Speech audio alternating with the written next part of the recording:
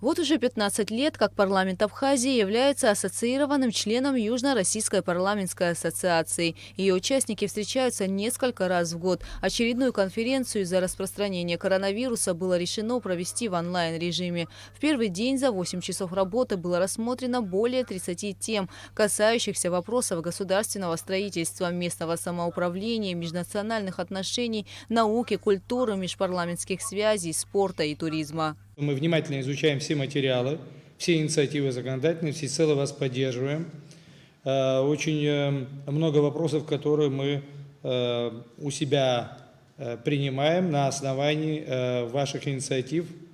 Нам очень приятно, что такие инициативы идут у вас снизу, и они жизненные, актуальные и совершенно необходимые для того, чтобы государство лучше функционировало. Спасибо большое за те предложения, которые внесли. Я думаю, что мы тоже, надеюсь, примем аналогичные вещи, потому что они очень актуальны. Дальше я хочу пожелать вам удачи в дальнейшей работе. Очень жаль, что мы физически не можем оказаться вместе с вами и увидеться, потому что это совершенно другое восприятие и понимание.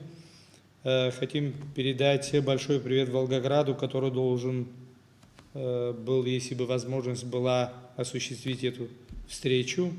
Надеюсь, что все-таки закончится эта пандемия, мы все увидимся и будем общаться вживую. Народное собрание Карачаево-Черкесской Республики обратилось к Государственной Думе Федерального собрания России с предложением ужесточить меру уголовной ответственности за незаконное производство, реализацию лекарств и медицинских изделий. В рамках видеоконференции председатель парламентского комитета КЧР Хасан Хубиев обратился к коллегам с просьбой поддержать данный законопроект.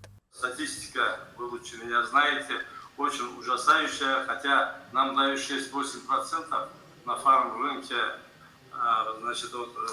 приходится на фальсификат, а другая статистика показывает, что смертность именно от этого фальсификата входит в пятерку наравне с сосудистыми и так далее заболеваниями. И сегодня, если смотреть причину, только я лично думаю, что это в мягкости нашего законодательства. В некоторых странах, как вы знаете, в Индии это пожизненно, в Соединенных Штатах Америки, половина штатов пожизненно, половина это высшая мера наказания.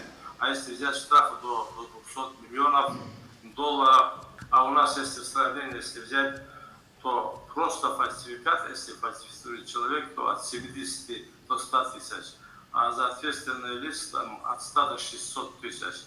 Я хотел бы предложить, чтобы штрафы были не менее 200 миллионов рублей. 200 миллионов рублей для таких компаний должна соблюсти, а повлекший за собой смерть двое и более лиц, чтобы это было пожизненно. Вопрос незаконного производства, реализации лекарств и медицинских изделий – один из важнейших на сегодняшний день, считает и депутат Абхазского парламента Алхаз Джинджолия. Настолько важные вопросы. Хочу сказать, что мы обязательно возьмем это на заметку, особенно импонирует последний проект о ужесточении наказания за фальсификаты. Важнейшая тема на сегодняшний день. Очень интересный вопрос. И касаемый поддержки родителей, ухаживающих за детьми, инвалидами, обязательно возьмем в работу. И, наверное, это найдет отражение и в нашем законодательстве. Спасибо огромное за участие, за приглашение. В рамках первого дня работы видеоконференции выступили депутаты 8 парламентов, членов Южно-Российской парламентской ассоциации. 33-я конференция парламентской ассоциации завершится 16 октября. Гугу Савардания, Тимур Гугохи, Абхазское телевидение.